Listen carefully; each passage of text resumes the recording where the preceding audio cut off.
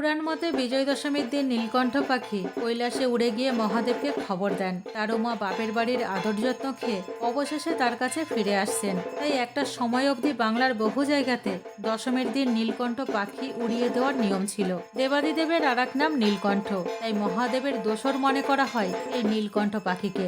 এছাড়াও পুরাণ মতে নীলকণ্ঠ পাখিকে শুভর প্রতীক বলেও মনে করা হয়। কথিত আছে রাবণকে বধ করার আগে স্বয়ং রামচন্দ্র নীলকণ্ঠ পাখির দেখা পেয়েছিলেন। তাই দশমীর দিন কেউ যদি সৌভাগ্যবশত নীলকণ্ঠ পাখির দেখা পায় তাহলে তার নাকি পাপ মুক্তি ঘটে এবং তার মনের সমস্ত ইচ্ছা পূরণ হয়। কিন্তু বর্তমানে সরকারিভাবে নীলকণ্ঠ পাখি কেনা বা বিক্রি করা দুটোই দণ্ডনীয় অপরাধ। তাই আজ বেশিরভাগ জায়গাতেই শুধুমাত্র নিয়ম রক্ষার স্বার্থে দশমীর দিন মাটির নীলকণ্ঠ পাখি কিনে আনা হয় আর তারপর নীলকণ্ঠ পাখির কাছে অনুরোধ করা হয় সে যেন মহাদেবের কাছে গিয়ে খবর দেয়। মহাদেবের অপেক্ষার অবসান, আজ কৈলাসে উমা ফিরছেন।